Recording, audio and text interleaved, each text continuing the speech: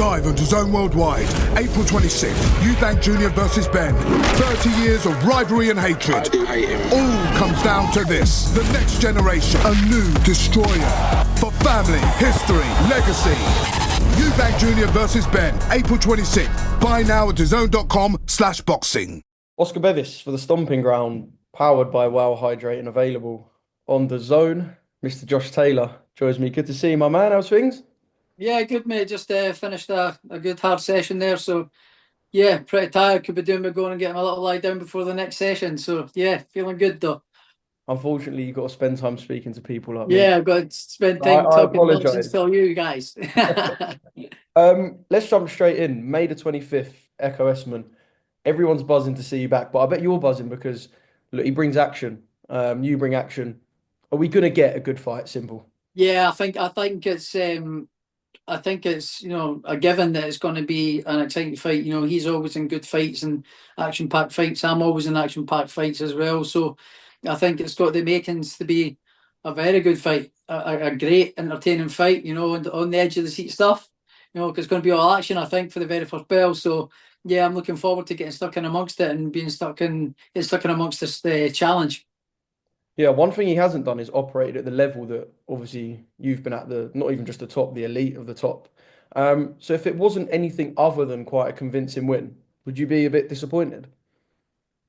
No, I mean, as long as I win and get the win and I feel like I've performed well, that's all that I'm bothered about. You know, I'm past caring what other people think, outside noise think. You know, I've had 2-3 years of absolute shit, you know, online, you know, so I'm really past giving a monkeys about what anybody says about anything. So the only people that I value their opinions of is my close friends and my family, you know, and the ones that I care about, that are people that are close to me. So the rest can go shove it up their arse, you know. I couldn't care.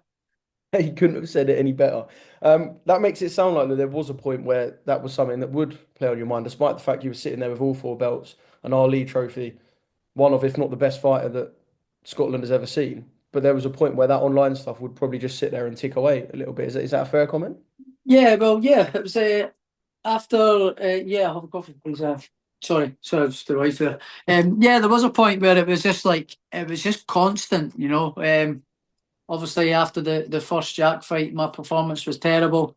But the aftermath of it, because his team made such a crying fuss about it all, the aftermath of it online from people was just insane. You know, it was just unbelievable amounts of fucking abuse, really, for fucking years. Sorry for swearing, but that's what it was like, you know. And I've had that for years now, but I'm past the point of caring what anybody fucking says now. You know, like, if you're going to say it to me, at least have the courage to say it to my face. You know, not online behind a keyboard where you're safe. But I'm past even caring about that now as well. So I couldn't really give a shit what anybody says. As I said, the only people that I care about and opinions that I care about is that my close friends and family. You know, and I think that's a little bit of growing up and maturing as well and letting the ego go. So yeah, I've learned a lot in the last few years. Do you feel like you are disrespected though? I've been disrespected my whole career. I mean, without sounding like a dick, because I'll get again for saying this, but who has achieved what I've achieved in only 18 fights? Who's done it? No one. 18 fights, become an undisputed world champion in 18 fights. You know, that speaks for itself. So I couldn't care what people have to say. I know what I've done. I know what I am. So yeah, I can go to bed happy, knowing that I've achieved something that nobody else has. Does that mean you can fight with a bit of freedom as well? Not that this, I'd say, next chapter in your career doesn't matter as much, but the fact that you've achieved so much, there's kind of a freedom rather than being a fighter who hadn't yet achieved world champion status or undisputed. Yeah, I think sitting there. I had that since when I beat Ramirez to become undisputed champion. I've had that, right? I've done that. I've done it now. My goal was to become world champion. I always knew I was going to become world champion. As soon as I beat Ivan Baranchyk, I was like, everything from now on, here on now, is a bonus. So just enjoy it. And I've been enjoying it now. So yeah, everything from that point becoming world champion is a bonus. So yeah, I'm in an elite club, becoming an undisputed world champion, and I'm one that I'm very, very proud of. So yeah, I could happily retire tomorrow and sleep at night and look at my achievements in my living room. So yeah, I'm very happy and content, but I'm still feel like I've got more to do.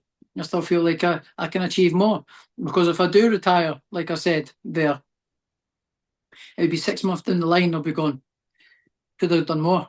I could have done more. So nah, I don't want to live with any regrets. I'm still giving it my best shot. And if I fall short, I fall short. I can then say, give it my best shot. But I've done not too bad, haven't I?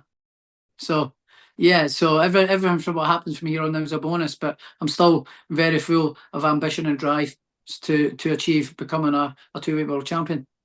Yeah, you mentioning Baranchik has made me realise a lot of your elite level fights, and obviously that and the first fight with Jack were in Glasgow. A lot have been kind of US O2 outside of your hometown or outside of Scotland. What will it mean to do that ring walk again? Yeah, that was class. Yeah, I'm looking forward to getting back. I'm just looking forward to getting back to the buzz of fight night. It's always it's always a buzz. It's always like the last 5-6 days. You're like, oh, I just want to get in there now, and you're nice and bouncing about, and like you say, with the extra weight now, not having to worry about getting down to the bare minimum with 140. I don't have that sort of worry or stress of what I'm going to be putting in my mouth. Or if I put too much in, then I'm going to have to take it back out again. I'm not going to have any of that. I've not got any of that on my mind. And it's now just enjoyment. I mean, making 147 is going to be a doddle. So, yes, I'm looking forward to it. It's all positive. Yeah, man, I can't wait. It's going to be some atmosphere in the hydro. Queensbury as well, linking up with Queensbury. Why is that the right fit for you in this next chapter? I just thought, like, when I met up with the Warrens, they came with the sort of vision and plan as what I kind of had in my mind. Get a good fight back, a good solid fight back, which this one is, and then look on to getting a sort of maybe some sort of title fight or some sort of eliminator, and then maybe hopefully get into a position where I get a challenge at a world title. So they were saying that was the kind of plan that they had in mind, and that was my personal plan anyway. And they're saying all the right things, and it was a perfect fit. So yeah, I was very happy it was quite an easy decision to make. Yeah, obviously I know that's your home and that's what you care about now, but just in terms of other offers that were there, I can imagine there were quite a few penciled on the table because of your standing in the sport. Offers from several promoters, I bet, to sign. We had a few options. But we only spoke to two. We spoke to Matchroom, and then we spoke to Queensbury. We had the option to renew with Top Rank as well. But what I felt was Top Rank, I can only thank. My experience with them were amazing. They were brilliant. They paid me very well. They looked after me well. They got me good fights. They got me to become undisputed world champion. So they got that fight for me, and I've had nothing but great experiences with Top Rank. To be fair, there's been no bumps in the road with them. The only thing is I felt that I needed a promoter on this side of the pond to promote me at home and boost my profile at home. So that was the only thing that was missing with them. So it was a great experience with them, and now I've got it with Queensbury, a promoter at home that can really boost my profile here. So yeah, I'm looking forward to it, and I'm dead happy.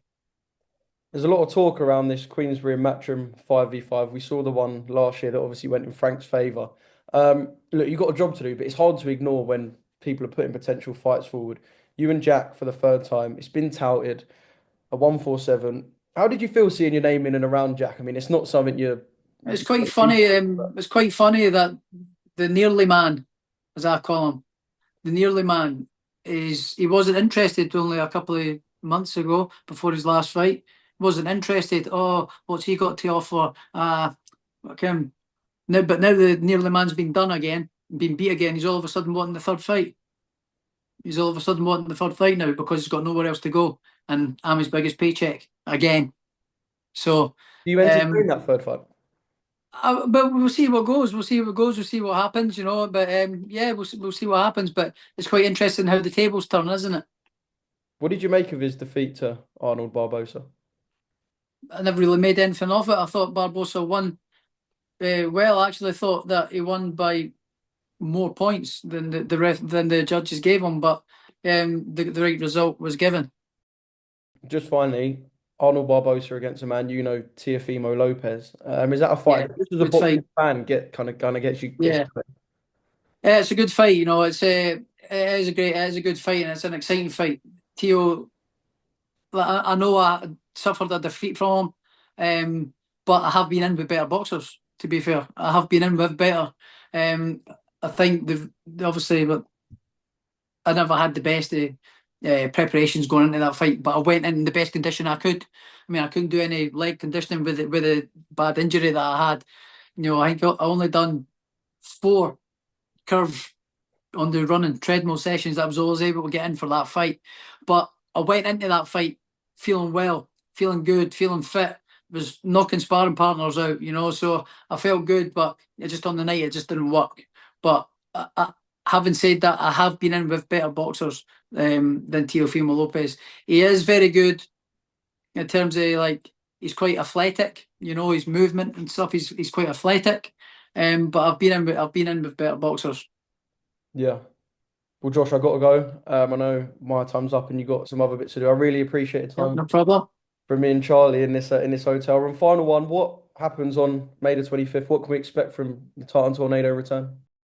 I just a Josh Taylor win and get the show back on the road, and we look to become a 2-time world champion, baby. Josh, you're the man. Thank you very much. No need for Thanks, mate. Cheers. at the end. Hey, Parsons, catch you after, mate.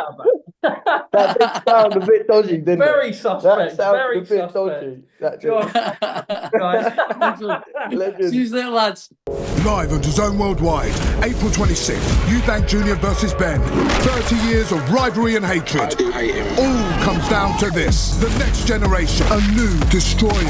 For family, history, legacy. Eubank Jr. versus Ben, April 26th. Buy now at DAZN.com/boxing.